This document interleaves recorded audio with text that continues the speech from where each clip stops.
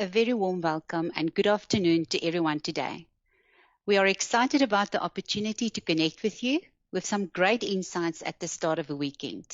I am Lizay Visser. I head up distribution for Nedbank Wealth Management South Africa and lead the teams of wealth specialists from Nedbank Private Wealth and Nedbank Financial Planning.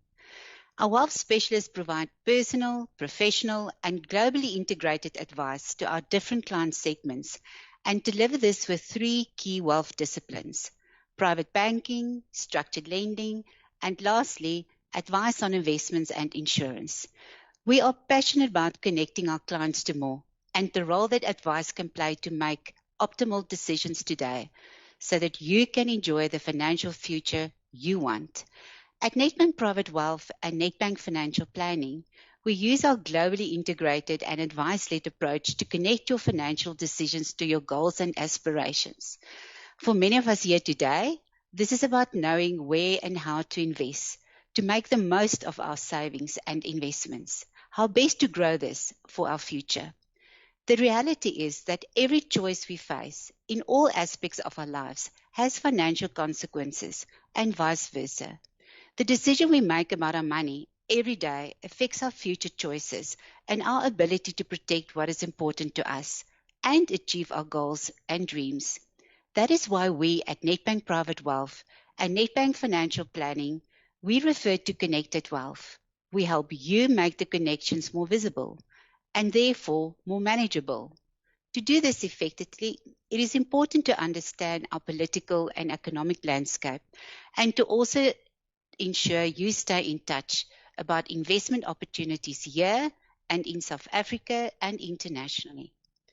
So I am pleased to introduce our guest speakers for you today. Firstly, to connect you to some insights about politics and the economy, JP Landman, an independent political and economic analyst who will be sharing his views.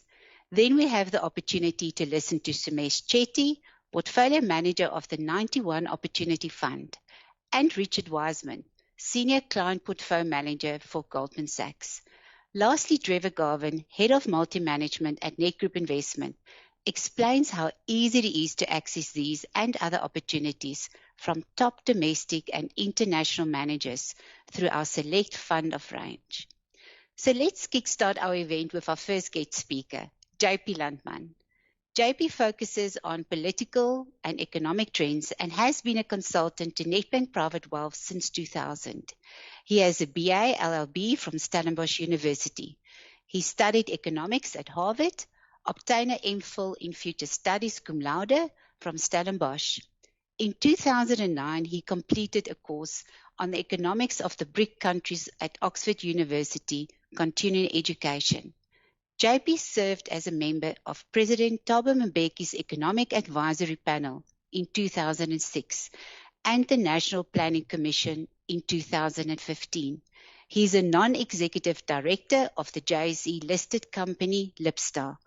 In 2013, he was elected a Public Policy Fellow at the Woodrow Wilson Center for International Scholars in Washington, D.C. JP, we're looking forward to listening to you. Over to you. Thank you, Lizay. Thank you very much for those warm words of welcome. And of course, in Cape Town, the gun has already been fired, so it's good afternoon. Thank you for sharing your time with us. I'm going to talk about the three topics that you see on the screen. Is 2021 going to be the turnaround here? What is the relationship, or what is politics doing for growth in South Africa at this time, particularly given the fact that the most urgent need we have in the economy is structural reform? And interwoven with that, who is the boss in the ANC? What is the political position? And from the data I will give you, and it's a fairly data-rich presentation, you will make up your own mind. You'll make your own conclusions, whether the country is in an upward or downward trajectory. I want to start off by showing you this graph, which goes back 45 years. It measures per capita income for each of the 45 years, those little blue bars. And of course, when the bars go up towards the ceiling, those are the years when we got richer. And when they go down, we got poorer. And you can see that in the 20 years between the middle 70s and the middle 90s, we got poorer by quite a margin, 11%. These are after inflation numbers. Now, how do we calculate per capita income? You take economic growth, whatever it is for a year, 3%, 5%, 1%, whatever, and you subtract from it population growth. So really what you're doing is to adjust your economic growth for population growth. And I think that's the only way that you can sensibly look at economic growth. In any case, that is my bias. And there's the story, you know it. We did very well in the first 2 decades of democracy. The country became substantially wealthier, enabling us to do a lot of things. And then in the second, Mr. Zuma's second term from 2015 to 2019, I know it sounds like 4 years, but it's 5 years, we went backwards again. Not by a huge margin, 3% only, but it's the wrong direction. It's the wrong direction. And even if it's only 3%, the pain comes out in all kinds of ways. Unemployment increases. The tax base of the government is under pressure. Businesses struggle. New investment is not being undertaken. So you pay a price for that minus 3%, even if the number is small. And then, of course, in 2020, we got COVID, and that really hit the life out of the South African economy. And per capita incomes declined by a substantial 8% in 12 months. You sort of roughly add the 8 and the 3, and you get back to 11%, which is the same decline that we had in the 1970s and 80s. So no wonder we're feeling the pain in South Africa of this economic decline. So what are the prospects for change? Well, we are now in October. The year is almost over. Anything can, of course, still happen. But the consensus that we have from 27 economists and 27 economics research houses is that we're going to end the year roughly at 4.8, 4.9% GDP growth. Now, if you deduct from that our population growth of 1.6%, then we should be able, and there you see the same slide, but now I've added a little bar for 2021. You can see that we can grow per capita incomes by more than 3%. Now, there are people who say that the 3% is a bit of an illusion because we come from a low base in 2020, and that is quite true, but I think 2 comments. The first one is, as Bill Clinton said, you start where you are. You know, it's no good wishing that you could start at a different place. You start where you are. And number 2, it's a little bit like saying when you had a drought for 6 years and in the 7th year it's raining, that the rain doesn't really matter. The drought will only be broken once all the rain that should have fallen in 6 years are falling in year 7. Now, of course, no farmer is farming like that, and I think nobody will use that kind of approach. So for me, the same applies to per capita incomes. The fact that we can turn around in 2021 is not a small achievement. At least we're changing the directory. So the question really is not what happens in 2021. The cake is almost baked. Yeah, of course, anything can happen. And by December, we might have some disaster or whatever. But if things just sort of go on the way they now look, then 2021 will be the turnaround year. But 2021 is no longer the issue. The issue is now what happens in 22 and what happens in 2023. That's really where the crunch of the matter is. And here is the problem. The problem is that every economist in South Africa, from the left or the right, from the financial sector, from the real sector, they will all agree that South Africa has got a growth ceiling of about 1.5 to 2%. We struggle to break through 2%, and we normally stumble around at 1.5, 1.6, 1.7. What will lift that growth ceiling? If we can't lift that growth ceiling, we cannot beat population growth in 22, 23, 24. Now, there are 2 things that the government is not going to do. We've got ample evidence from the political theater on that. We're not going to see easy monetary policies like you see in the US, the UK, and elsewhere.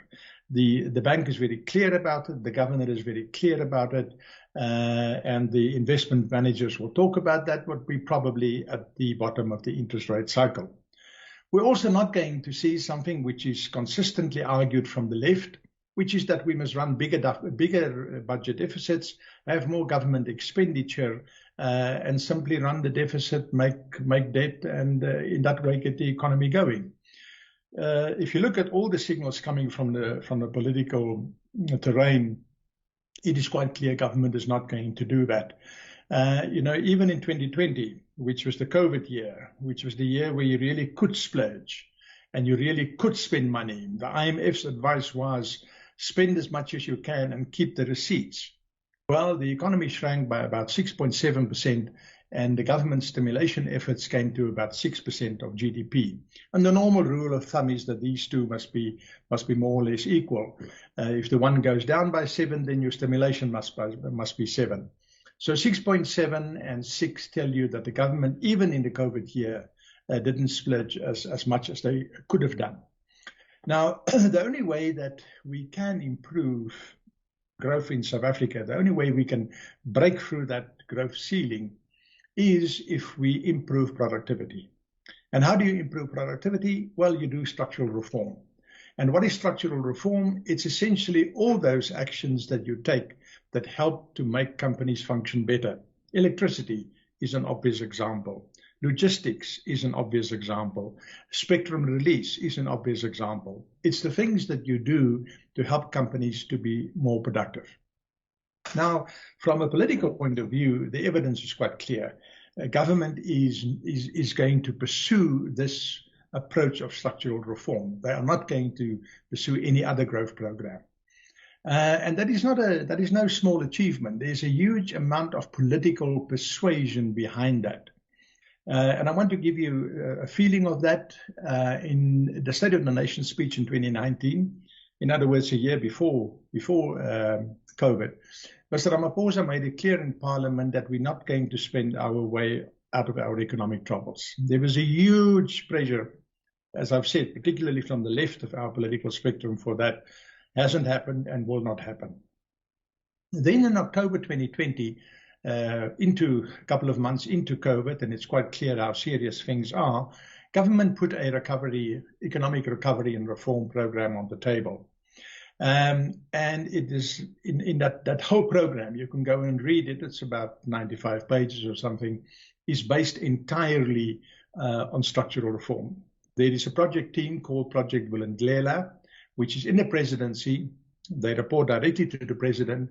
It is led by a very capable civil engineer, Sean Phillips, who is a very classical civil servant. He started working in the civil service after 1994. He runs it, and their job is to work on all the obstacles that there are to structural reform. This whole idea of structural reform was tabled by Tito Mboweni in August 2019. And a year later, by October 2020, it was official policy. And many of the announcements that you've seen, for example, the 100 megawatts power generation without a license. For example, the fact that municipalities can now procure their own power. For example, allowing the private sector into our transport sector. Those are the products of the Treasury paper and of Vulindlela's work to try and alleviate the obstacles. If you're worried that the replacement of Tito Mboweni by a new Minister of Finance will disrupt this, you can be rest assured. This is what Enoch Godongwana said on the day that he was inaugurated as Minister of Finance, that we must do structural reform if we want to grow the economy. And since his inauguration, he's actually reiterated this point quite a few times. So no fear on that side. What I do want to point out, and this is a very, very important point, structural reform always upsets somebody. Why? Because those whose business models get disrupted, those whose business models are put under pressure, resist the change. I mean, that's absolutely understandable. We've seen it, for example, with renewable energy. In 2016, I think it was, the Gupta people at Eskom, Mr. Zuma and the presidency, simply suspended all the power purchase contract that Eskom was supposed to sign with renewable producers. That suspension lasted about 2 or 3 years. It was only in 2018, after Mr. Ramaphosa became president, that they were signed and Eskom started connecting those supplies to the grid. There was huge opposition to that. The coal industry went to the High Court and then to the Appeal Court in Bloemfontein in an effort to stop the signing of those contracts. The Coal Truckers Association blockaded Tshwane on 2 occasions. They closed down the N4 highway. Again, understandable. You're taking the breath from their mouths over the long term, and people don't want that. We've also seen it more recently in spectrum release. In this case, it was Telkom, ETV, and MTN who brought court applications to the High Court to stop government from doing spectrum release. Now, all these cases, the coal producers, the coal truckers, MTN, and so on, they're all private companies. They're all private companies. Yet they resist the changes because the changes will affect their business model. I make this point, ladies and gentlemen, because there is a false narrative going around. There's a false narrative going around that structural reform is slowed down by the fights inside the ANC. And I think that's absolutely not true. You can take it case by case by case, and you will see it's got nothing to do with the fights there. It's got to do with people in the business sector or elsewhere in society who are afraid of what structural reform will bring. And to confuse it with factionalism is really, I think, to make a mistake. So while we're on structural reform and the political support for it, why don't we look at what is going on in the ANC? And I want to take you back to February 2018, when, now you must remember, February 2018 was 2 months after the Nasrec conference where people were elected. Uys Magashule was elected at Nasrec, Secretary General of the ANC. He went on to Durban in February and he said to a meeting of ANC people, "Comrades, be patient. In 5 years' time, we will take the party back." You know, if you think about it, it's an absolutely astonishing statement to make for a Secretary General about his president, his leader of his party, also an elected person. All I can say, it's now 3.5 years later, and as we would say in Afrikaans, kyk hoe lyk hy nou. I mean, where is Uys Magashule? Suspended from the ANC, tried to come back via the courts, failed. He's not only suspended, he is under obligation to apologize for his behavior. He's not going to do that. Uys Magashule is not coming back to the African National Congress. I think on that you can rest absolutely assured. The reverse of that, it tells you how Ramaphosa has outmaneuvered him. And I think the turning point came in March this year. Well, the final turning point came in March this year when the NEC adopted the step-aside rule, and you all know the story that came from there. I just want to share one piece of information with you. In March, when that decision was taken, the Luthuli House had a list of 68 names of people all over the country that had to step aside in terms of the resolution. I can confirm to you that all 68 are gone and have stepped aside. So clearly, these things take time. It takes time to work through. And again, you can understand it. What will these people do if they're not ANC representatives? They'll die of hunger. So there is, again, resistance. But it's also quite clear in which direction the water is flowing. And there you see what happened in June. You know that. I really don't even have to talk about it. And my own view on July, and you may have a different view, but my own view on July is the way in which the South African nation reacted against the July unrest in KZN and to a limited extent in Gauteng is an indication that the South African public is not going to tolerate the kind of disruptive, militant actions that some people proposed and that a party like the EFF propagates. Not saying the EFF is not going to get votes. They will do well enough, but they probably will not do as well as they thought. By the way, Nedbank Private Wealth yesterday afternoon released a document on the local government elections, and you can take a look there to see what our inputs on that is. Back to structural reform, I can't talk you through the detail, but that is really, those are the 7 pillars on which the government is basing their growth strategy. The one that I want to spend time on is the energy transition, because energy, of those 7 on the screen, I think energy is by far the most important and the biggest. And I just want to walk you through what is going on at the moment. First of all, we are at the tail end of bid window 4. Bid window 4 is that program which was suspended in the Zuma period and which was reinstated by Ramaphosa 6 weeks after he became president. The last 1,200 megawatts will be connected to the Eskom grid in December, and the total investment involved there is 16.5 billion rand, all of it coming from the private sector. Then we have the risk mitigation program. Let's assume for the moment, it is just an assumption, that nothing will happen, nothing will come of the power ship transaction. Zero power and no money invested. Then you still have 650 other megawatts of other producers, and they're going to invest 29 billion. One of the reasons why this is relatively expensive is because it is required from those power producers to provide power not only when the sun shines, but over a longer period. For example, in Kenhout in the Northern Cape, there are 3 plants going up, 3 times 50, for a total of 150 megawatts. And their contract stipulates that they have to provide power from 5 o'clock in the morning until 10 in the evening. Now, even in Kakamas, the sun doesn't shine that long. And how do you do that? Well, you do it with storage technology, batteries, salt, and other methods. In Postmasburg, there is a plant, a solar plant, that is producing power 24 hours a day. They use a particular salt technology, which was developed by a Saudi Arabian company, and they've invested a huge amount of money in South Africa. Technology costs money, but it gives you the benefit of a base load.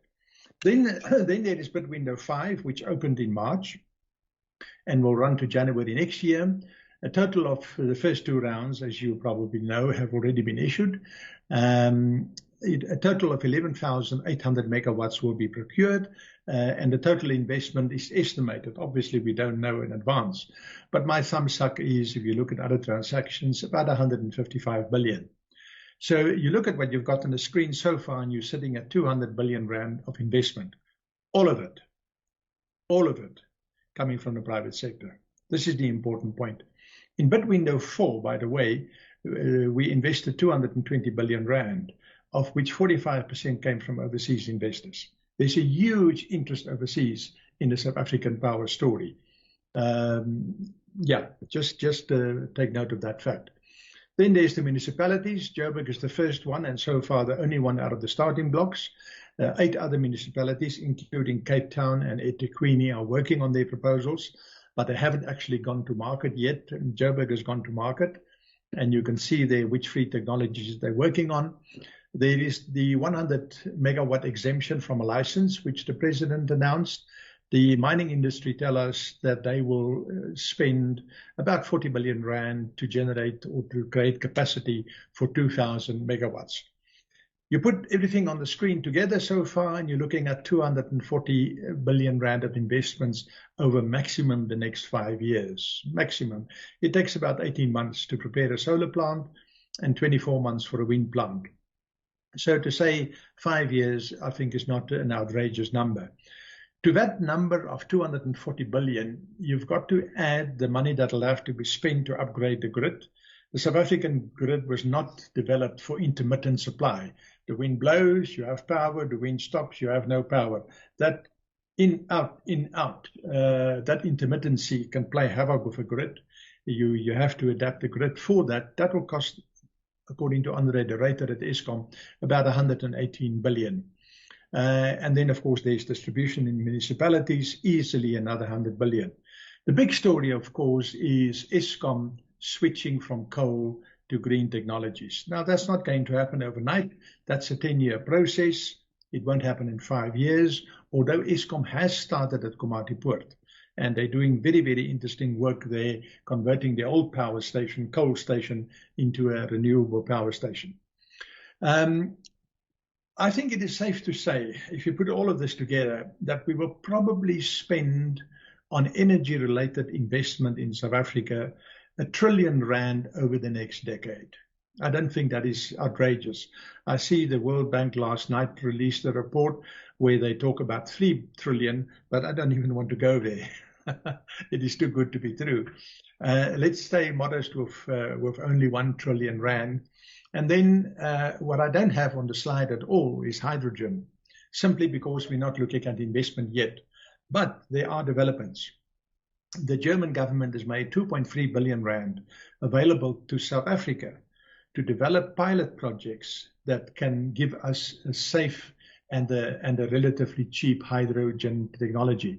The Germans are saying that they can't do hydrogen in Germany. They don't have enough renewable power, but you can do it in South Africa.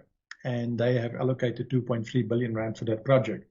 You also would have seen that the president last night spoke about possible cooperation between South Africa and Namibia on this score, referring to Boegoebaai. Now, you won't know where Boegoebaai is. I had to look it up.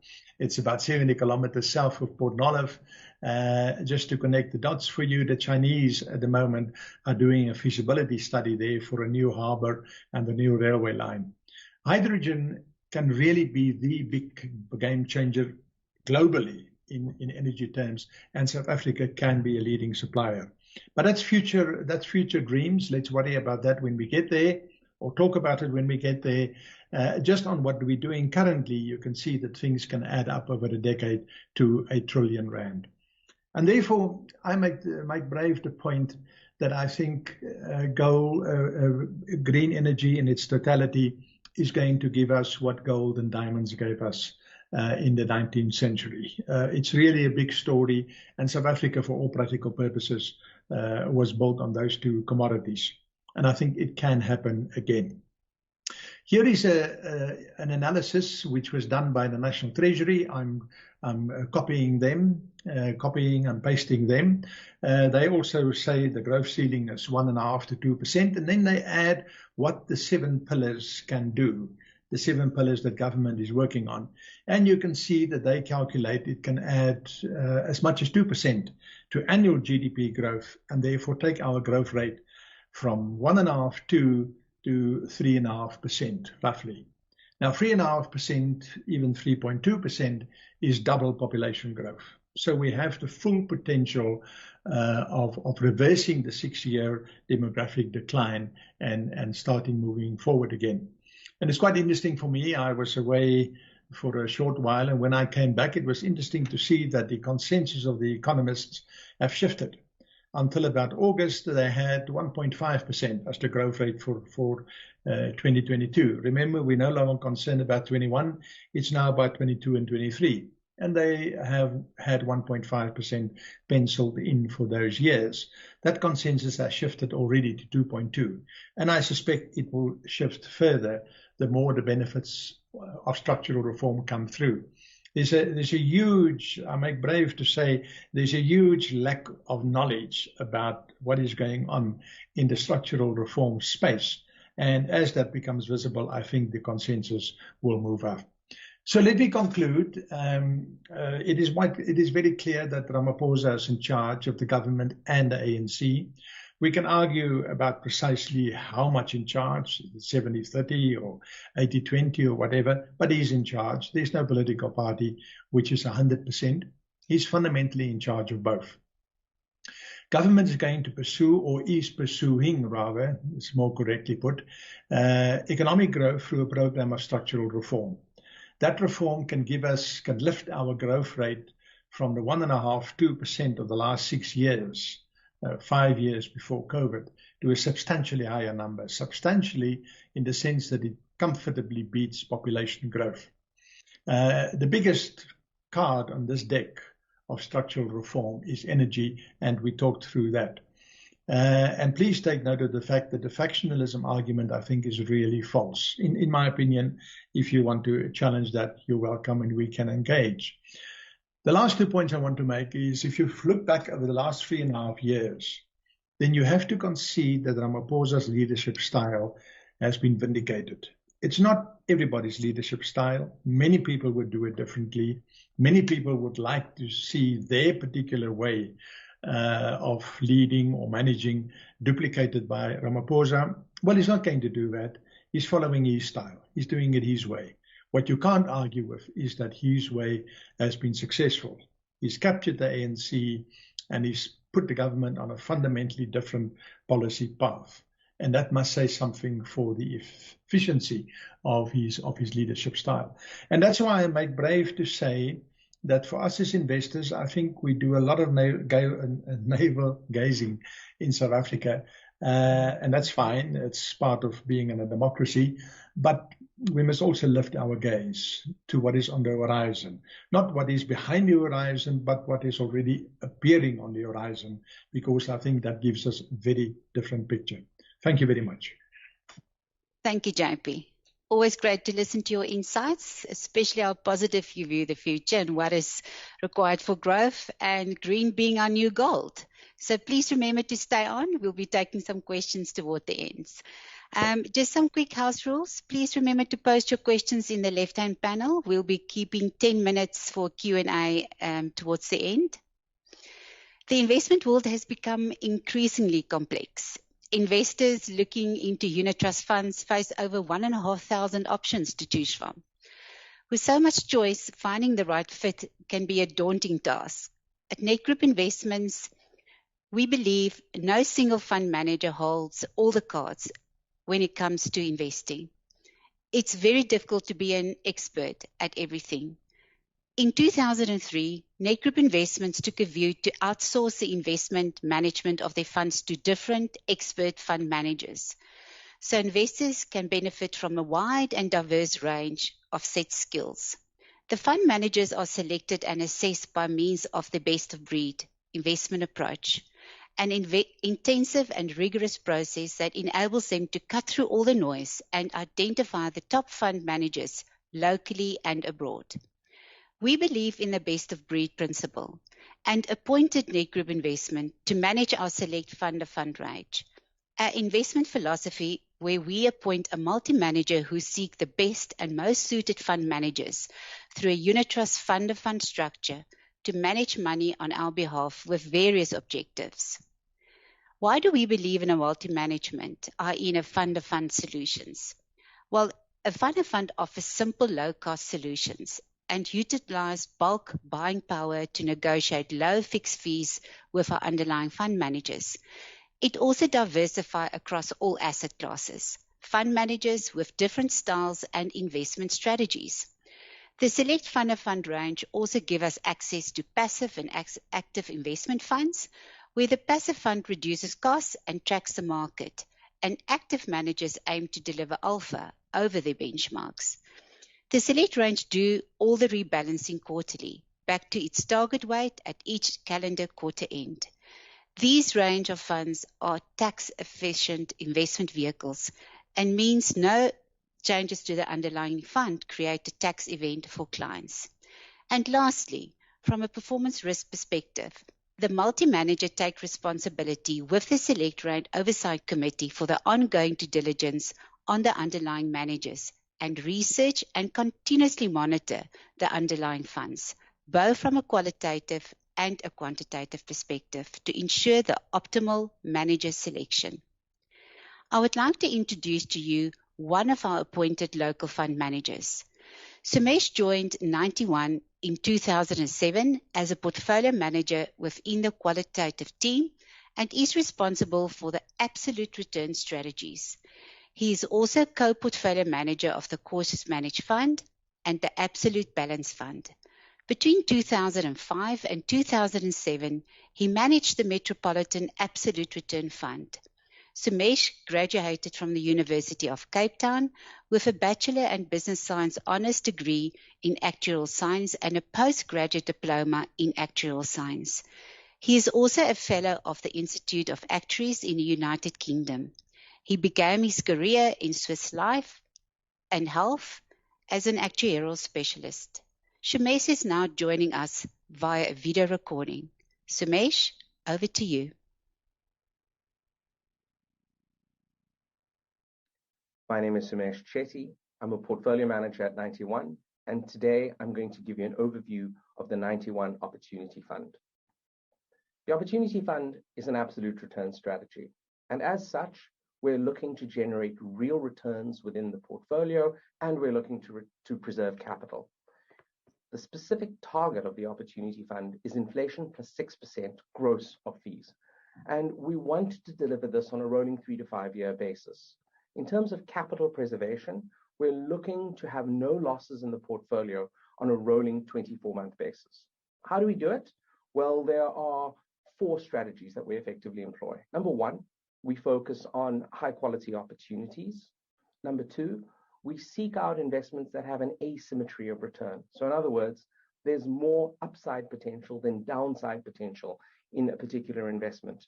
Number 3, we look for negatively correlated assets. In other words, we like assets in the portfolio where if one asset is doing badly, there's another asset actually offsetting this. So in other words, we're not looking to shoot the lights out in this portfolio when markets are running hard, but we're instead looking to meaningfully participate, but still ensure this consistency of return through almost all periods.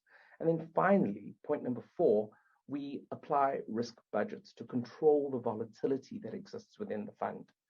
The driver of real returns in the portfolio are equities. And equities in the fund are limited to a maximum of 75%. Asset allocation is very much bottom up. To the extent that we can find an opportunity that's very attractive, we include it in the fund. We want to ensure that that opportunity improves the risk-adjusted returns of the fund. But to the extent that we can't, the default asset is cash, and we're comfortable actually holding cash in the portfolio. When you see more cash in the portfolio, it means that there are lack of opportunities. When you're seeing less cash in the portfolio, it means there are a lot of opportunities available to investors. But we don't in any way try and forecast what the market is going to do over the next year. We don't think about, well, our equity is going to outperform bonds this year, or our bonds going to outperform equities, and therefore we overweight one and we underweight the other. We're not macro prognosticators. So what's the philosophy we apply in the Opportunity Fund? These are the 3 pillars of our investment philosophy. It's what underpins the process of what we do. And if you remember nothing else today, these are the 3 things I want you to take away: risk, quality, and evaluation discipline. This is the order in which we apply the 3 pillars. And very importantly, this is what we believe differentiates us from other funds out there. If you think about the typical manager or the typical fund out there, everyone thinks about valuations first. You know, what opportunity can we find in the market today? What is this opportunity trading at? What's its fair value? How much upside is there? This is what people get excited about. And when they found a particular opportunity, only then do they start considering risk. Risk is an afterthought to most managers. And they think about that risk relative to the peers. Am I going to be alone in this opportunity, or am I at least hidden amongst the crowd? Or they think about risk relative to the benchmark. You know, wow, the stock is 10% of the benchmark. Let me be 1% overweight. Let me be 1% underweight, because all of a sudden I'm bearish, and you know, that 1% underweight means something. We don't think about the world in those terms. We think about risk in absolute terms. When we look at an opportunity, we think, what's the maximum potential loss here? Is there a risk of permanent capital loss? Are we going to lose money on a rolling 24-month basis? What are the risks this particular opportunity introduces when we combine it with the other opportunities in the portfolio? Can we still deliver protection on a rolling 24-month basis with the inclusion of this opportunity? How will the portfolio react when you shock the portfolio for different events? A 30% collapse in markets, the rand appreciating by 20%, the rand depreciating by 20%. When we're comfortable with a potential set of risks, we then turn to the quality of the particular investment. And very simply, when we think about quality, we think about quality in terms of cash flows, the certainty within that investment. How much cash is this investment going to generate? Is this cash growing in real terms? How sustainable is this cash? Are there barriers to entry? Are there deep moats that actually protect the generation of cash? When we're thinking about equities, we're thinking about, well, what does the balance sheet look like? How strong is this balance sheet? Are there intangible assets on the balance sheet, or the assets tangible? Is there a lot of debt or gearing on the balance sheet? And then finally, we think about management teams. Of course, we want high quality management teams, but there isn't a single investment strategy in the world that suggests you should be investing with low quality management teams. But when we think about management teams and how we measure management teams, we think about measuring management teams in much the same way you think about measuring investment teams, we look at the returns that those management teams have generated for their shareholders, but not the share price, not the dividends that they're generating. So in other words, we don't care about the total shareholder return. What we care about is the economic returns that management teams are generating. The return on invested capital was simply the operating profit after tax divided by the equity capital that management teams have raised in the market, or any debt to the extent that there are some borrowings in the company. We want to ensure that the return that these management teams are generating are in excess of their cost of capital, sustainably in excess of their cost of capital, and that the incremental returns that they're able to generate through time are also sustainably in excess of the cost of capital, because it's that return on invested capital that actually compounds the economic value within a business.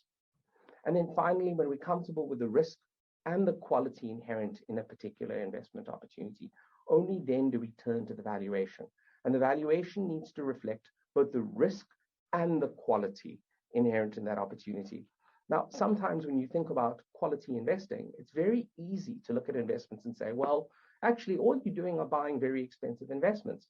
You look at the portfolio, and sometimes you find investments trading on an 18 times PE, 20, 22, sometimes 24 times PE. And what's fascinating is that even at these apparently high multiples, it's still possible to generate market-beating performance. Because number one, when you think about a PE ratio, price divided by earnings, earnings is very much an accounting concept. It doesn't tell you about the true health of a business. We actually care about, as I said earlier, cash flow. And often in high-quality businesses, management teams are converting in excess of 100% of their earnings into cash in these extremely healthy businesses. So number one, you have to look at price to cash flow, not price to earnings. And number two, the market on an almost consistent basis, it doesn't matter if you go back to 1990, 1980, even 1950, the market continually undervalues the characteristics of high quality businesses. And what that means is the market undervalues the ability of these businesses to compound economic returns to their investors over time. So if you look at a business like Nestle, for example, which in the 80s and 90s was trading on high double-digit multiples, almost irrespective of when you purchased this business, you could have generated market-beating returns over the next 10 years. Now, turning to the performance, Opportunity has existed for almost 24 years now, and over that period, we have generated strong inflation-beating returns. More recently, of course, over 1 year, the returns look slightly anemic relative to what our competitors have delivered, but remember there are significant base effects coming out of COVID in March 2020. And so really what you need to do to appreciate the full returns being generated by the Opportunity Fund is look at returns on that 3 to 5 year basis. But just as importantly as returns, we are very pleased to say to our investors that we have preserved capital on a rolling 24-month basis. Looking at the most recent COVID crisis, we actually delivered real returns, positive real returns to investors over 2020. However, in 2009, it was frustrating that we weren't able to deliver exactly 0% to investors during the global financial crisis. There are no guarantees in the Opportunity Fund. It was the worst economic crisis. It was the banking crisis, the worst economic crisis that we had seen since 1929. And while frustrating for us that the return from the fund was approximately negative 5% over that 2008 calendar year, we were pleased at least that there was a quick recovery and we still generated much stronger returns than other funds in the industry, but frustrating nonetheless. And we still continue to seek to deliver those strong positive returns to investors through any rolling 24-month period. How are we currently positioned?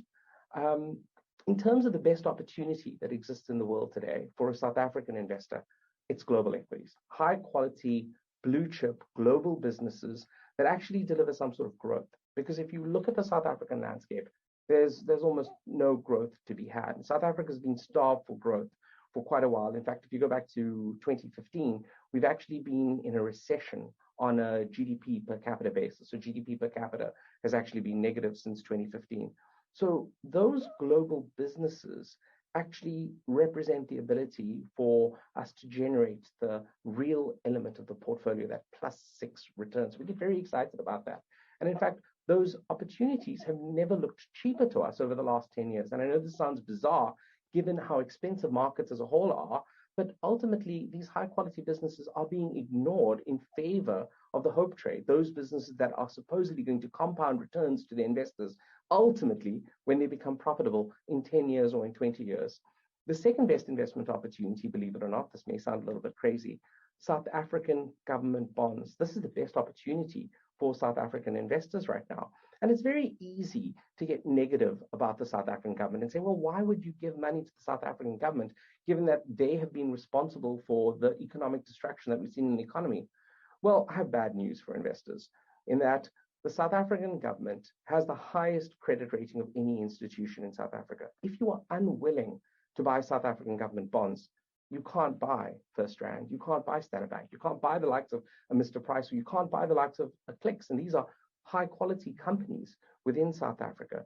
So the South African government, highest credit rating, a fantastic return or expected return, 9.5% yield with an additional 2% as these bonds become shorter duration instruments. We think far better than SA equities as a whole. And SA equities right now, actually that third best opportunity, it's a little bit of a misnomer, because when we think about SA equities right now, it's very hard to get behind pure domestic South African companies.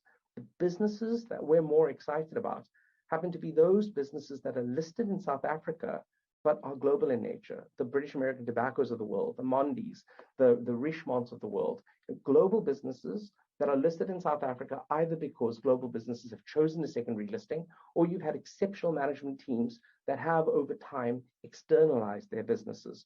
But in this SA equity component, you will find very, very little pure SA equity, because we are worried about growth. Growth looks strong in 2021, 22, maybe even a little bit of 2023, because you've had this rebound from the COVID crisis.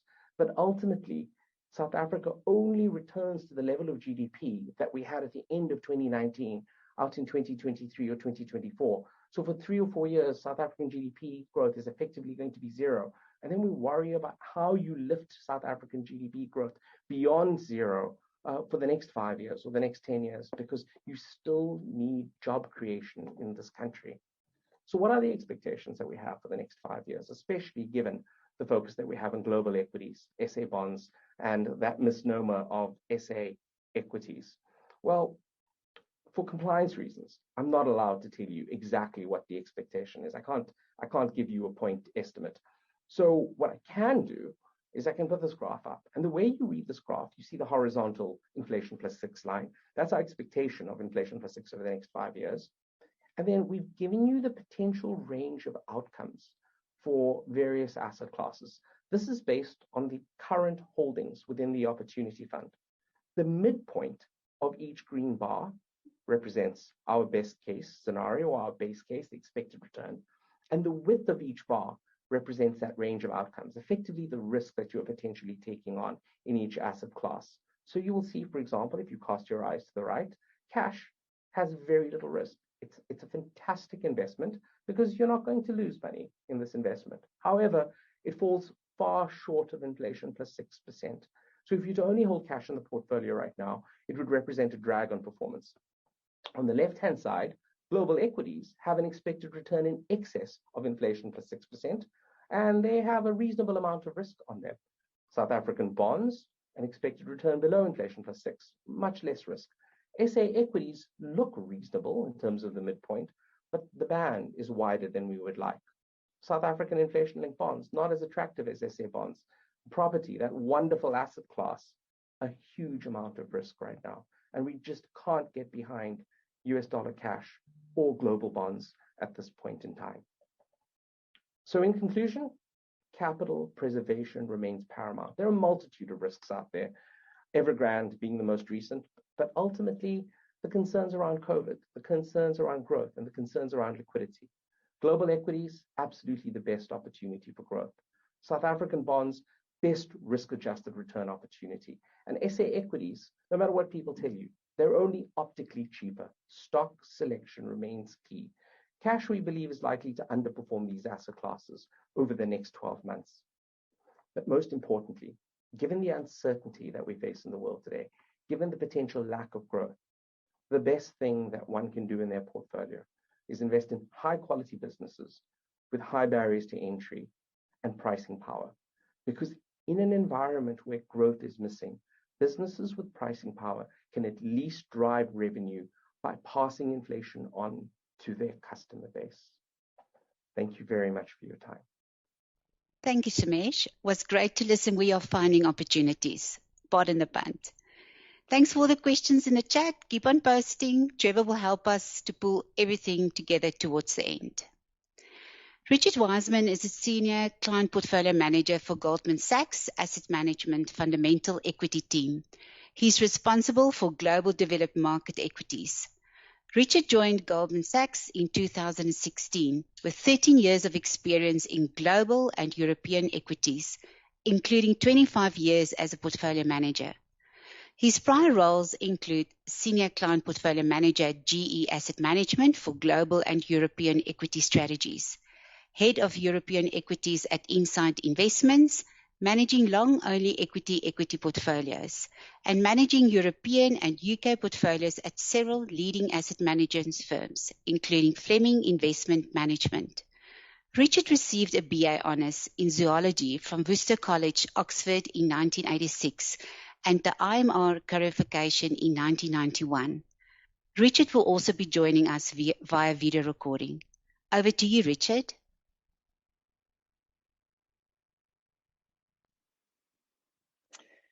Hello, everybody. My name is Richard Wiseman. I'm a member of the Fundamental Equity team at Goldman Sachs Asset Management. This is a team of 80 people around the world who think about the global equity opportunity set, how we can build active portfolios for our clients from the global equity universe. And over the last few years, we have been increasingly thinking about the world in terms of thematics. It's become clear that change in the world is being driven by a number of so-called megatrends, trends across sectors and industries that are creating profound change, and for investors, creating exceptional opportunity for strong, sustainable, longer-term returns. The first fund that we launched around this idea of megatrends or thematics was in 2016. The fund I'm going to talk about today, our Global Millennials Equity Portfolio. This is a fund that focuses on the spending power of the Millennial Generation and actually younger people more generally.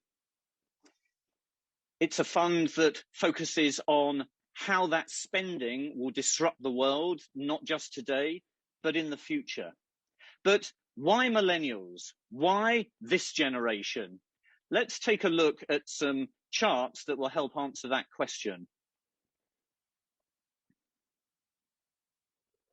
If we can move to the first slide, please. Here we go. So on this chart, you see two key points about the millennial generation.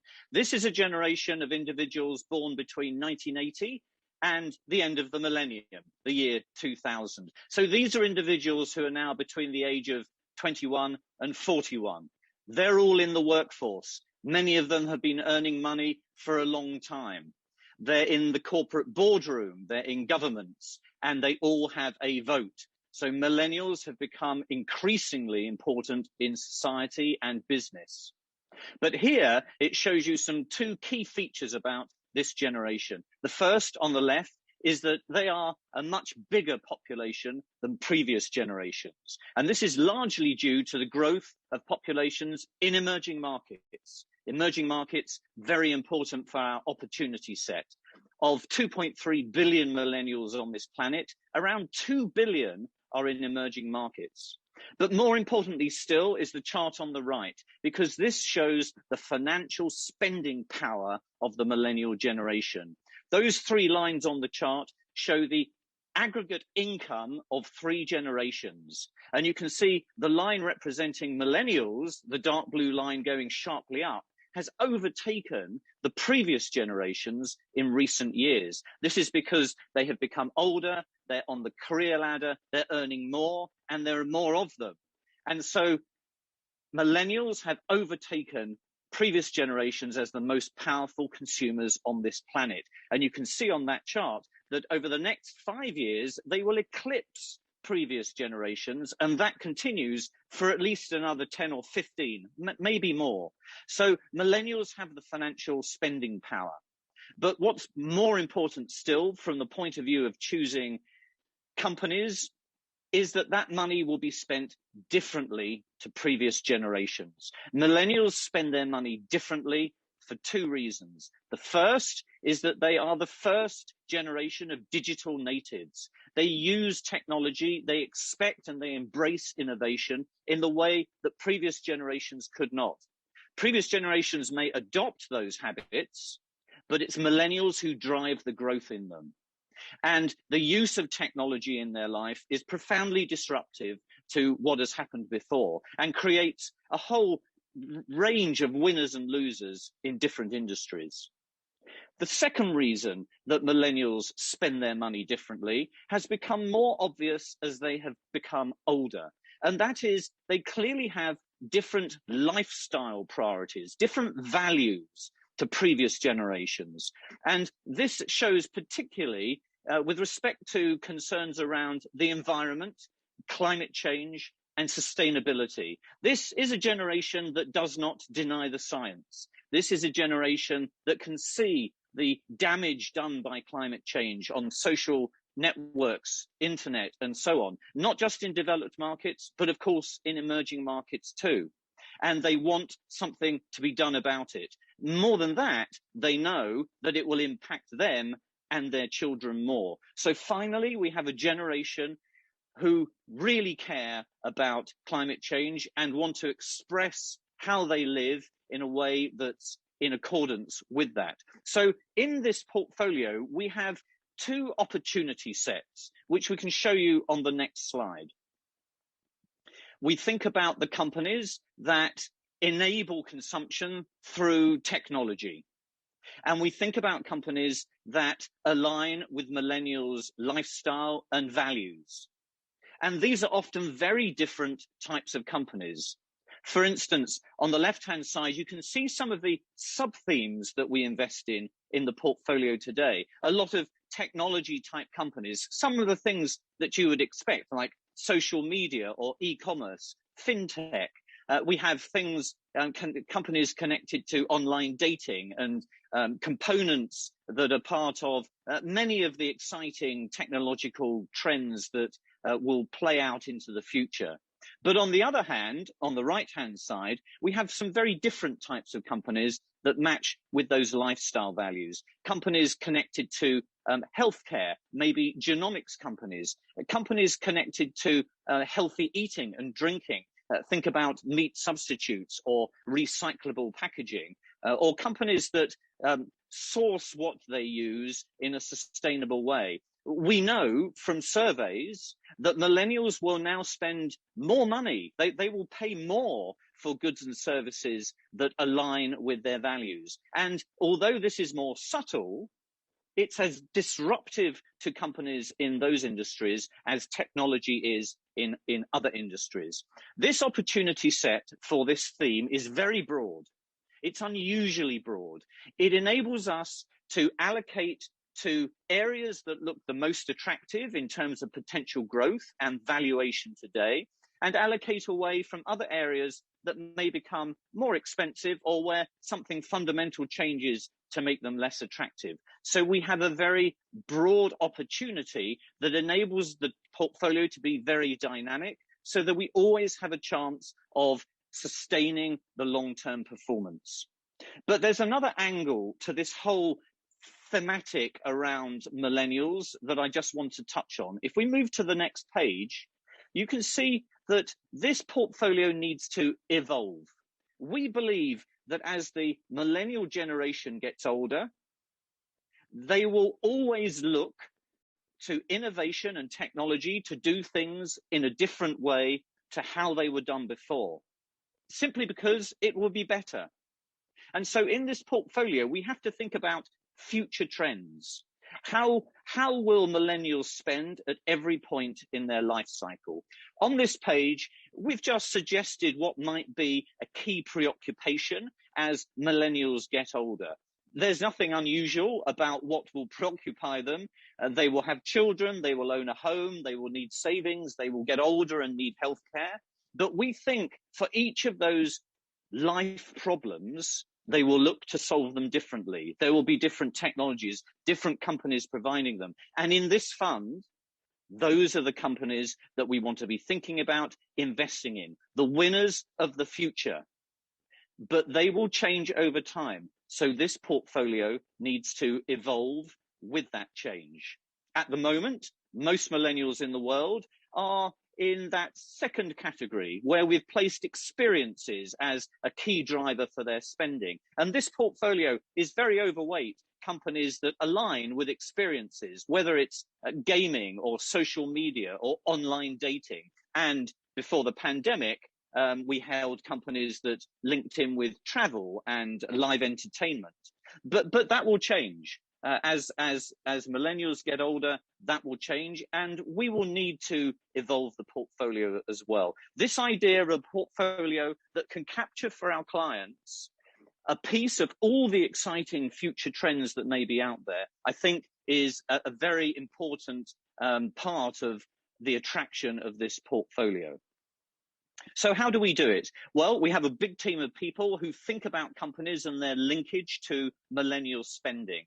Companies don't need to disclose which demographics they sell their products and services to. So we have to engage with companies to find that information out. That's why you need a big global resource, as we do at Goldman Sachs Asset Management. Some companies are very obvious candidates for inclusion in our opportunity set here. We know that millennials around the world do gaming and join social media sites and so on. But there are other sectors and industries where the millennial linkage is more niche.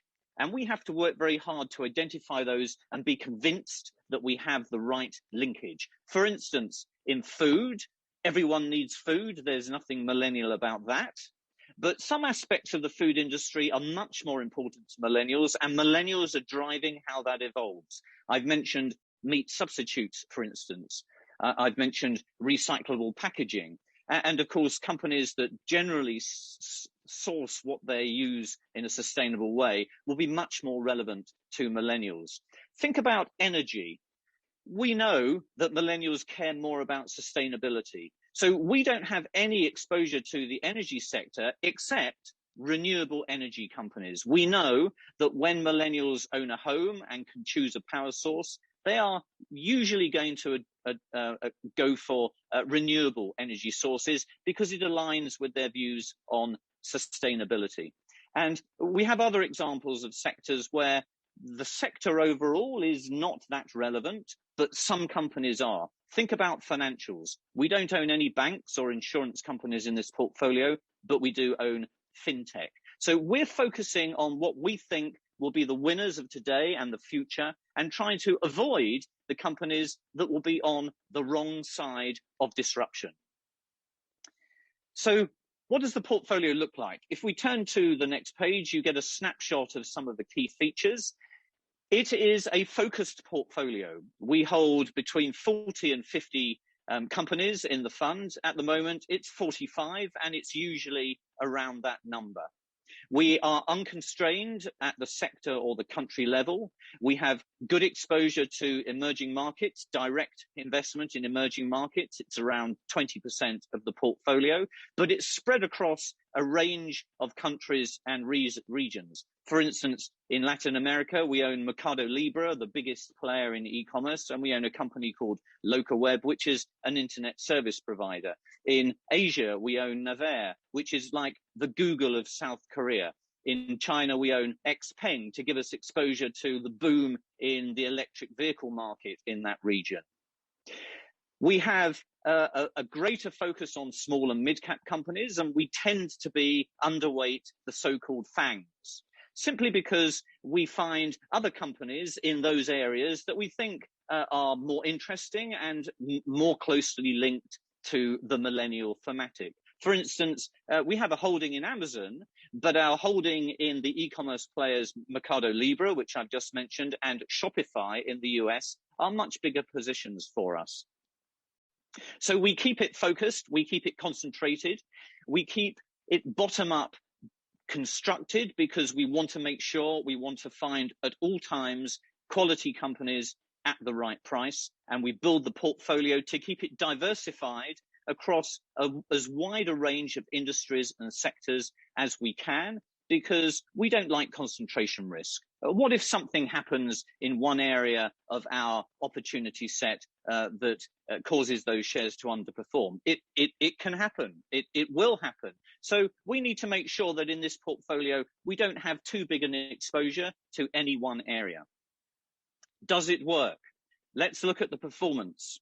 This is on the next page, and you can see that since inception, yes, it has worked. This has been one of the best performing global equity portfolios that you could have owned anywhere over this period. And moreover, the performance has been very consistent. This fund has grown from a very low base on launch in 2016 to nearly $3 billion today. Some of our clients simply hold it as their exposure to global equities. They want to be in a fund that gives them a chance of long-term, sustainable, superior returns. And some of our clients own it in conjunction with a more core or even passive global equity exposure, because they find that this fund, with its range of holdings, is very complementary to what they already have. It can enhance their return opportunity whilst diversifying their risk. You can see on this page that over the longer term periods, 1, 3 and 5 years, this fund is upper decile in its Morningstar peer group, and that we have a 5-star Morningstar rating. In summary, looking at the world through a millennial lens, thinking about the world in terms of companies that will benefit from that rising line of millennial spending, companies that are on the right side of disruption, and a portfolio that can change over time so that we're always exposing our clients to new ideas, new future potential, has delivered excellent results for our clients. And we believe with the team we have, with the process we have, with the resource we have, we can continue delivering that for our clients in the future. Thank you for listening. Thank you, Richard, and keep on posting your questions in the chat. It gives me great pleasure to introduce Trevor Garvin, Head of Multi-Management at Nedgroup Investments. Trevor is responsible for Nedgroup Investments' multi-management division, which conducts ongoing research and management of a range of South African and global multi-managed funds. Trevor and his team are appointed to provide independent investment consulting and specific fund research for our wealth management approved fund list. In addition to his overall managerial role, Trevor is actively involved in the fund management of both the domestic and global funds, and serves on both the International Strategy Committee and International Investment Committee. Trevor previously served as a director at Edge Asset Management. His experience also includes consultancy work at Borough International and lecturing in economics and finance at the University of Cape Town. Thank you, Trevor. Handing over to you to share how you and your team pull all of the insights shared today together with our select fund of fund range. Thanks so much, Lizzie, and everybody. Great to be with you this afternoon. I'm also in Cape Town, quite overcast today, and hopefully weather's going to improve for Sunday for those of us who are doing the Cape Town cycle tour. As Lizzie mentioned, I'm going to just for the next 10 minutes or so try and bring some of the things all together and just introduce to you what we call the Select Fund of Fund range, and it's really a collection of investment solutions that talks to many of the points that Lizzie spoke to a bit earlier. So in terms of the actual multi-manager team that I work with, there are 10 of us within the multi-manager team. We are split, 4 of us are in Cape Town, 6 of us are based in London. and collectively we're managing about 35 billion rand or so across a range of domestic and global denominated fund of fund investment products. So the team is all pretty experienced, and given that we are located both here in South Africa and globally in Europe, London, we're able to meet face-to-face and research a wide variety of both South African registered unit trust funds, as well as some of the top funds that are out there across the world, and with specifically focusing on those also that are registered in Europe, across Ireland and Luxembourg are the two main areas. The next slide is really, I think, one of the most important slides for today. What we're showing on this slide is the returns for the last 12 years or so across a wide range of asset classes. So you'll see on the very bottom of the slide, it says South African bonds, South African equities, property, inflation, cash, and then global equities, global bonds, global property. So those are all the key major asset classes. Again, then, if we look perhaps on the left-hand side of the slide under 2009, you'll notice there the top color is the green, that is South African equities, 32.1%. So in 2009, South African equities was the best performing asset class in rands across all the possible options. But interesting, and that we have created that we've dotted the green blocks together, and you'll see over the last 12 years that sometimes SA equities has been top of the pops, like in 2009, but 2 years later it was right at the bottom of the rankings, the asset class. And then it went up, down, left and right across the page.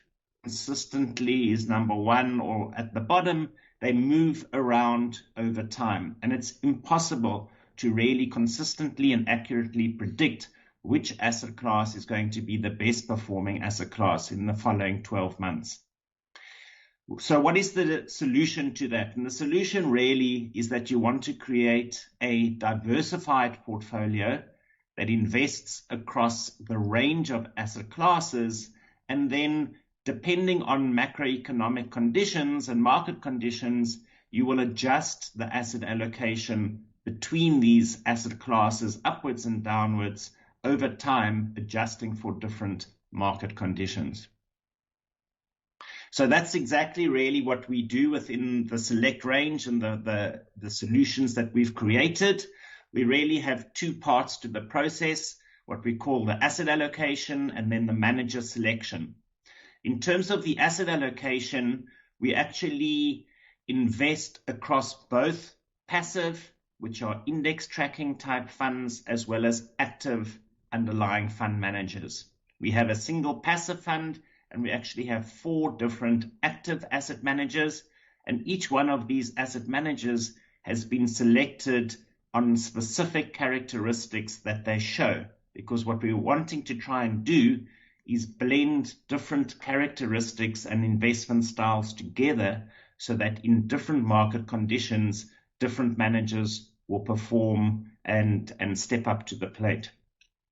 How do we go and select some of these managers? We follow both a quantitative and qualitative investment process. You'll see there I also mention we focus on ESG matters. Now, for those of you who don't know, ESG stands for environment, social, and governance. Those are 3, I don't want to say new areas that have been around really all the time, but I guess there's renewed focus and interest on these with the whole move towards reducing the carbon footprints in the world, pollution, environment, global warming, etc. So this is very much part of our process. We look to understand how these fund managers build ESG into their process. We also take it into account, and we really speak to these managers face to face, understand their investment process. We want to make sure that their returns are skill and not luck, that they have a repeatable investment process, consistent idea generation, and are able to produce alpha or outperformance over a full investment cycle. So this really shows you how we put the select fund together. You'll notice that we have the passive core part of the portfolio that is made up of index tracking type solutions that are also extremely low cost. And then we have 4 equally weighted active managers sitting around the passive core. And as I've mentioned, each of these managers has their own investment type of style. So this is the select fund range. You'll see we have 6 funds that make up the range. Starting on the left-hand side, the Select Income Fund. This is the most conservative fund that we have. I guess it's really one step above traditional money market or cash type investments. So this is a more enhanced cash type of investment product. And then we have in the middle of the range, defensive, balanced, and growth, looking at and targeting different real returns, inflation +3, inflation +4 and 5 over a rolling 3 to 5 year period. And then we have really on the top hand side, your more equity type funds. So we have a South African focused select equity fund, and we have a fully offshore globally focused global equity fund of fund. In terms of the previous 2 managers that presented, Sumesh on the 91 Opportunity Fund, that one is held actually in our Select Balance portfolio, and the Goldman Sachs Millennials Equity Fund is held on the top right-hand fund in the Select Global Equity portfolio. So this slide really sets it out. What are the funds and the actual underlying managers that we're exposed to across these underlying managers? And as Lizay said, it's really through these funds, it's one's gateway into some of the top leading fund managers, both within South Africa as well as globally. So you'll see, if we perhaps just use as an example, the top right-hand side, Select Defensive, the underlying managers that we hold within that fund are Allan Gray, Coronation, Prudential, and Ford Asset Management, with Taquanta being the passive holding. On the bottom left-hand side, we use which is our domestic equity fund, Select Equity. There we make use of ABAX, Coronation, Ford, and 91 as our active managers. For those of you who don't know, hopefully you all do, 91 is the new name for the old Investec Asset Management. And then on the Select Global Equity side is Dodge & Cox, Goldman Sachs, Ardebera, Veritas, and then we also have the passive holding. So you'll see a range of really some of the leading asset managers around the country. This slide, I think, summarizes the whole rationale behind putting these different funds together. What we're showing you here is the Select Income Fund of Fund, remember the lowest risk one. And what we're showing here is, first of all, plotting the rolling 1 year returns of the portfolio over the last extended period of time, the last 3-4 years. What you'll see across the page in the dark green with the red dots on it is the actual 1 year rolling return of the Select Income Fund of Fund. The other lines around it are the underlying funds that we hold that make up that Select Income Fund of Fund. And you'll see that the actual fund's performance is really, I guess, the middle pathway or in between the underlying individual funds held. And the reason for that, one can see visually here, is that it gives you a much smoother ride. You get the overall performance made up of the collective, but you get it in a much smoother, less volatile type of investor experience. And that's what we're trying to deliver, is good long-term outperformance, but at a lower level of risk and volatility. On this next slide, we look at the global equity funds that we hold.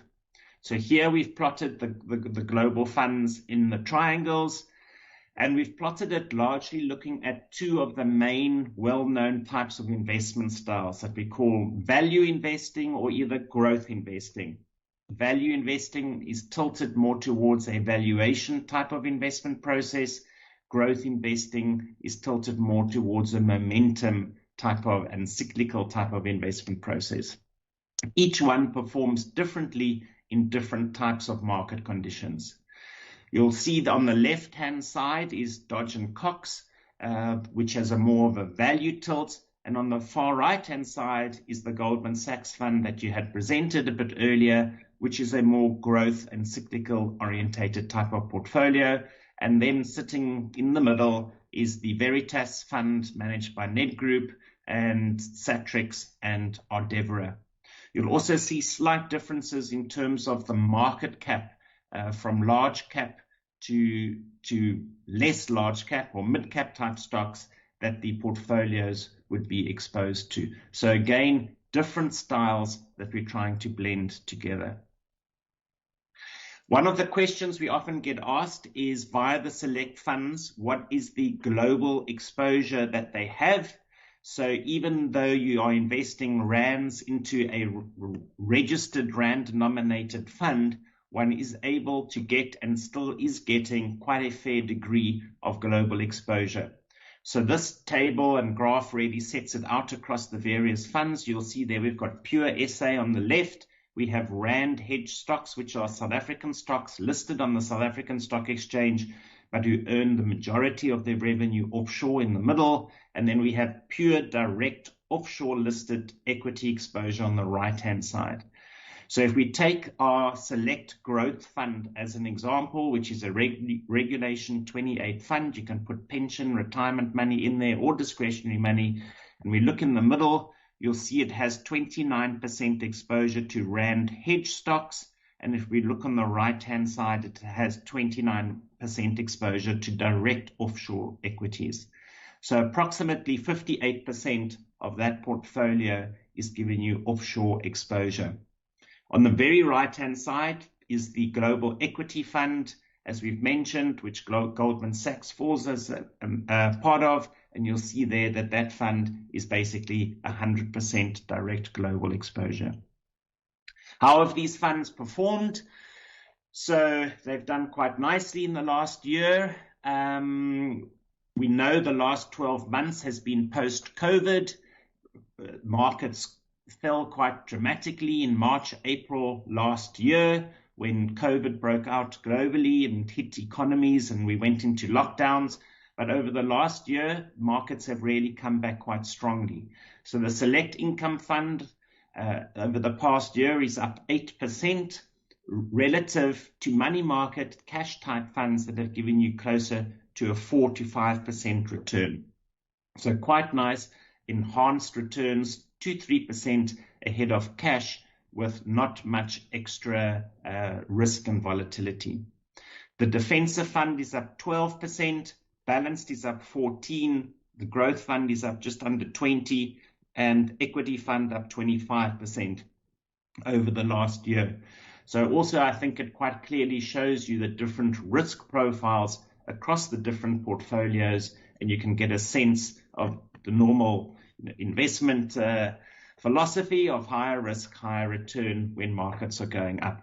And then lastly, the Select Global Equity Fund, it's up 10% in rands. Remember, most of these, or this portfolio is exposed to what's direct offshore in US dollars, but this is a rand denominated fund, so it is subject to currency movements as well, the rand to the dollar. And over the last 1 year, the rand has actually strengthened by 12% or so.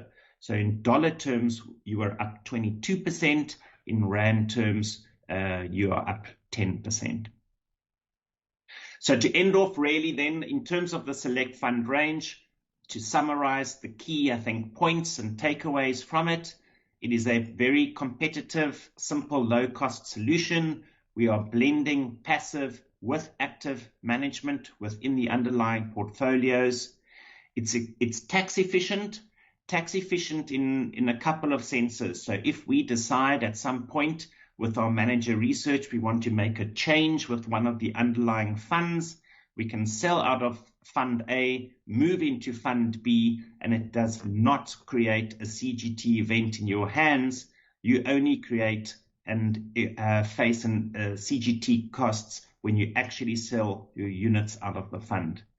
As I mentioned right at the beginning, we diversify across all the asset classes, equities, bonds, cash, domestic and offshore.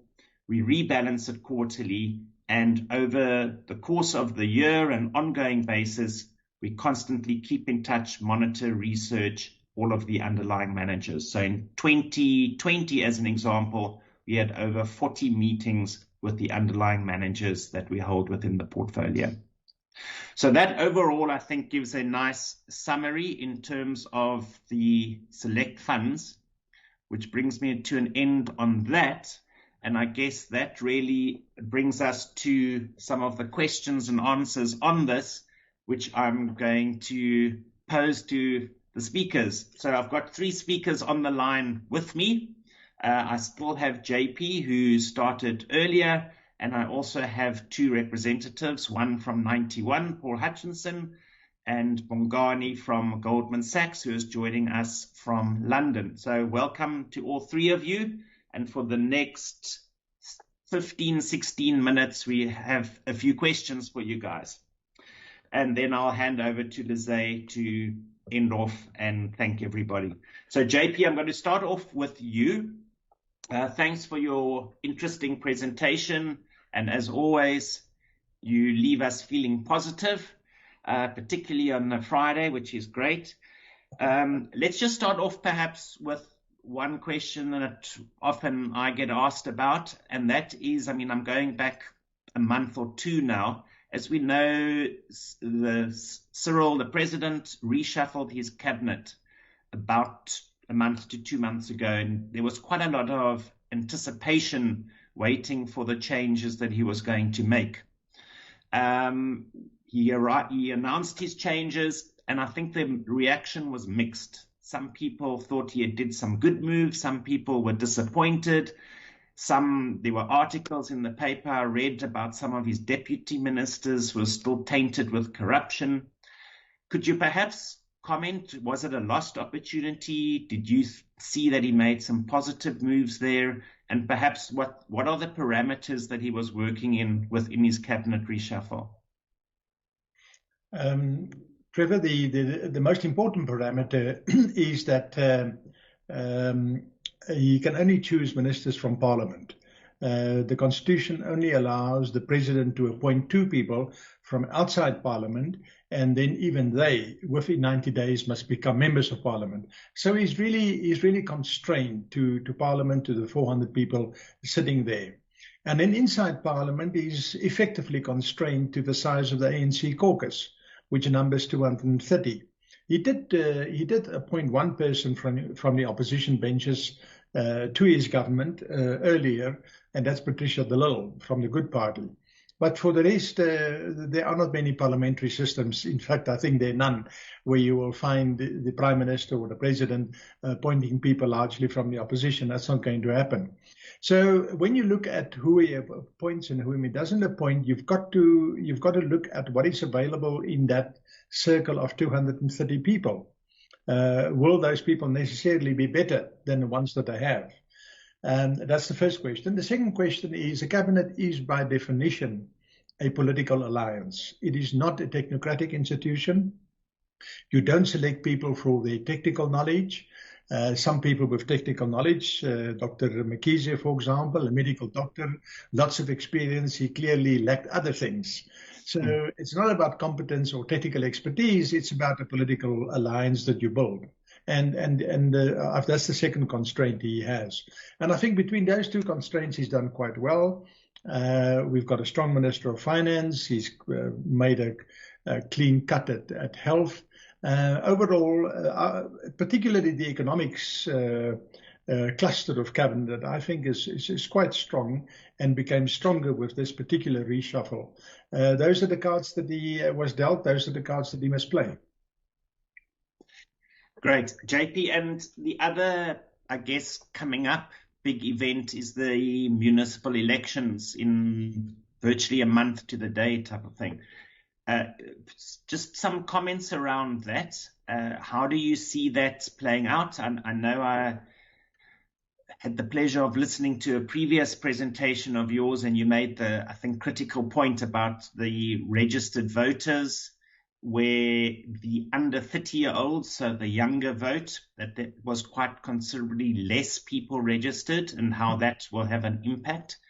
And then also perhaps just commenting on the rollout with these municipal elections on, I guess, government ANC policy down to a municipal level, and are there efficiencies in terms of the way they can roll out their policy on a municipal level? Yeah, Trevor, absolutely. Look, in this election, or for this election, 65% of eligible voters registered.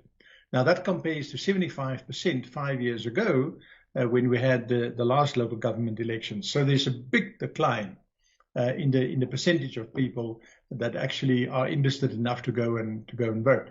Now, that will have an impact, or could have an impact, on the overall voting total, the overall polling percentage. If the lower the polling percentage is, the more it will favor parties like the DA, who traditionally has been good at getting their people to the polling booth, and the higher the percentage, the more it will favor the ANC. So that's a critical issue to watch. Looking at registration numbers, it looks as if we will have a lower percentage poll, but of course the campaigns by the various parties can generate more enthusiasm. For the EFF, I think there's a particular issue in the registration numbers. There are 1.7 million fewer people under the age of 30 registered. Now, that's a big drop. 1.7 million less than last time around. Now, the EFF clearly, by their own rhetoric and admission, focus on young people. But if young people are not registered, how are they going to vote? And if young people cannot be enthused to go and register, what impact can the EFF have? Look, the final poll will be on polling day, and we will then see. But at this stage, it looks, opinion polls are telling us, and this is what opinion polls measure at the time they're taken. It's not a prediction. Let's remember that. ANC is sitting at about 50, DA is sitting at about 20. That was before the Phoenix debacle. And the EFF is sitting at about 15 to 18%. Let's see how that comes out. However, inside these broad numbers, we are going to see very serious contestation in most of the metros and in a number of municipalities. There will be no clear winners. And if there are no clear winners, it means that parties will have to form coalitions. And what coalitions are formed with whom can have a big impact on our politics in future. On your other question of can local government undermine national policy, the answer is absolutely yes. And we've seen that the government can talk about efficient service delivery, but if a local municipality doesn't do it well, then you don't have it. It's as simple as that. If a local government doesn't pay its bills to Eskom, then power will be interrupted. You know, as much as the government may do things to try and stimulate power supply. So yes, it will have an impact, no question about that. And that's why it is so important that local voters express their views on what they currently have. Do they want to carry on with that, or do they want to have a different set of people representing them? It'll be interesting on the 1st of November to watch that. Great. Thanks, JP. I'm still going to come back to you right at the end. Paul, your turn for torture. Paul, so just speaking, I guess, now a little bit on 91 and the Opportunity Fund, etc. And I suppose it also touches even on the slide I had up that shows the returns across the last year or so asset classes. I mean, we've seen a really strong recovery across all asset classes: domestic equity, offshore equity in dollars, property, bonds, etc. The last year has thus delivered pretty good returns to clients. I think people are obviously more interested now looking forward. What type of returns can they expect in the next year, 2 years, 3 years? And if we take, for example, the 91 Opportunity Fund, its return objective is inflation plus 6 gross. So if inflation's 4.5, we're looking at around, let's call it 10% return. Do you want to just comment, perhaps, if is that a realistic expectation? Is 91 optimistic that over the relevant rolling periods that they can achieve that type of return with the portfolio? Thanks, Trevor, and thanks for the opportunity. The short answer is yes, we are quietly confident that we can achieve inflation +6 over rolling 3 to 5 years. It's important to recognize that it's unlikely to come in a straight line.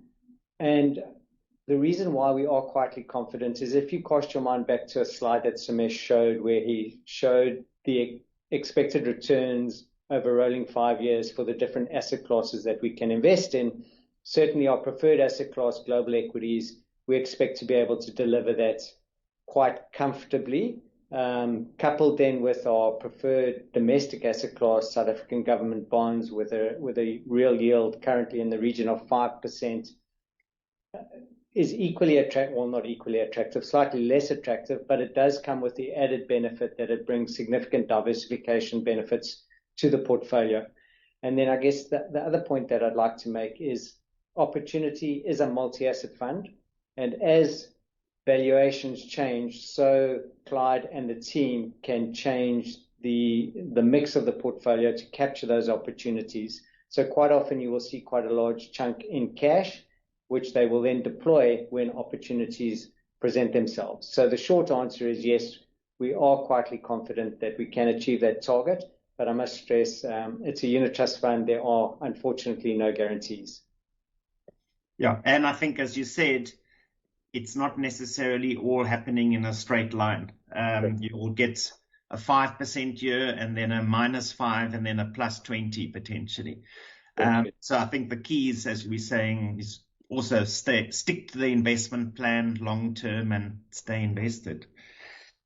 Paul, just another point. One of the things that comes out in the presentation, and which we know in that fund, is you guys have quite an overweight position domestically to fixed income or bonds. We know also that bonds has an inverse relationship with interest rates. So when interest rates tend to go up, bonds go down and vice versa. I think we all accept we're pretty much at the bottom of an interest rate cycle in South Africa. We're expecting probably next year some interest rate hikes, and maybe you can comment on that. But can you just comment on, I guess, 91's positioning of being overweight bonds at the bottom of the interest rate cycle where potential rate hikes might be coming in? Yeah, so perhaps a couple of points. And firstly, to your interest rate hiking cycle, we had a fascinating discussion this morning where we tried to unpack when we thought the interest rate hiking cycle will start, because we're in agreement. We think we're at the bottom of the cycle. And a week ago, we would have thought Q1 of next year. We're now starting to factor in the rate hiking cycle starting at Q4 of this year. So there's a lot of debate taking place within our organization. There's no certainty yet, but what the markets are telling you is that a rate hike is priced in for Q4 of this year currently. And then to the bond position, I go back to the real yield of 5%. We are able to use the term clip the coupon. So it's an attractive yield, and the interest rate hiking cycle is expected by market participants, and we would argue it's largely in the price. So we remain comfortable with our bond position, both for the yield enhancement that we're picking up as a result of it, as well as the diversification benefits that I alluded to in the previous answer. Great. Thanks, Paul. Yeah, it's going to be interesting to see how it all pans out. Indeed. Bongani, just to you. Goldman Sachs Millennial Equity Fund. Richard in the presentation mentioned and spoke a bit about the millennials and differentiated between those that sit in developed markets versus those that sit in the emerging markets. And I think he mentioned, or roughly about 2 billion of the 2.5 was it sit in emerging markets. Given that, when we look at the actual portfolio and the revenues that are coming from the stocks that you hold within the portfolios, has it got a bias or a slant towards emerging markets? Thank you, Trevor. Good question, and thank you for the opportunity to speak. Short answer is the portfolio is well diversified globally. So the team use a bottom-up stock selection process to look at what stocks globally are aligned to the millennial trend, which is the line that Richard referenced in the presentation. Currently, there is about 25% of the portfolio is invested in EM countries. And the reason that emerging market millennials are interesting to us is because mainly for the intergenerational differences between the parents and the current millennials within emerging markets. Within that, there is opportunity for more disruption as new technologies become to arise. So to answer your question, currently the portfolio has 25% in emerging market companies, but effectively it's very much a global diversified portfolio using bottom-up stock selection, looking at companies that align with the millennial trend. Great. I think you make an important point, which is probably worth making, is that, and it's is a trend, that's the right word, just a fact that's changed in global investments the last probably 20 years, is that people used to often look at where a company was domiciled or which exchange it was listed and make investment decisions on that.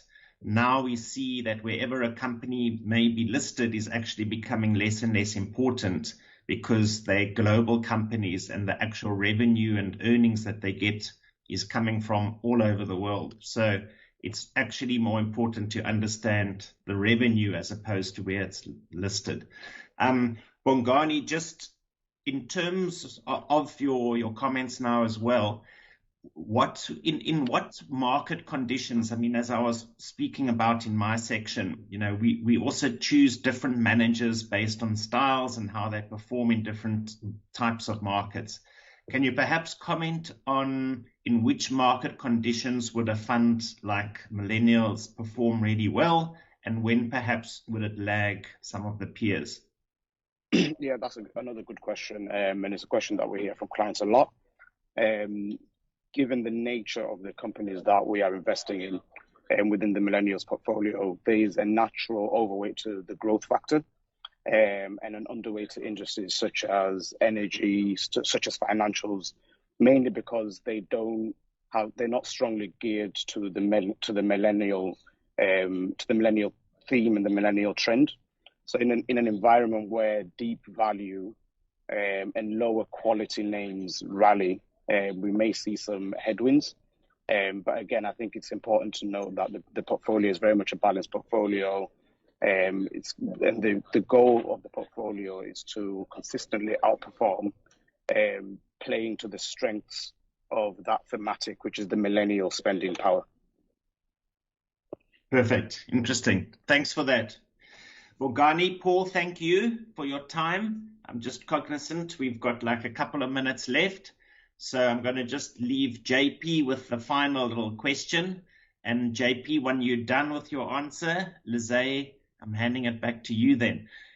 JP, just to end off with, as I've mentioned, I mean, you had a pretty positive presentation, and you've also made your other points about the cabinet reshuffle, municipalities, etc. Perhaps just to turn it a little bit around, if you had to pick a risk, what do you think is the biggest risk that potentially places your positive outlook on the wrong direction? So what people should perhaps be aware of, looking for, that would not be great. It's key man risk. If something happens to Mr. Ramaphosa, it will be a huge setback for the programs that he has embarked upon. That is a key man risk. That's the biggest one. I don't see a risk politically for him of not being re-elected next year, 2022, as president of the ANC. Certainly not. There may be people challenging them, but I don't think that's going to go anywhere. The bigger risk is simply one of health and security and so on. If he, when he's re-elected next year, he can serve as president for another 6 years. And in that time, he can really achieve a hell of a lot. That's the risk, is the key man risk of Ramaphosa. Good point. JP, thank you so much. Thanks to everybody on the panel. And Lizay, I'm handing back to you to say the final word. Thanks, Trevor. Thanks to all the speakers. It is Friday afternoon, so I think we all need that red wine, JP. So thank you to all the speakers for joining us today. It is wonderful to have been listening to all of you and learn from all of you. Super excited about how easy it is to access your expertise through our Select Fund of Fund range. Thank you to everyone for joining us today and staying on, and be sure to be in touch with your wealth specialists if you have any questions. Also look out for our feedback survey and staying in contact so we can connect you to more insights at our future webinars. A warm goodbye.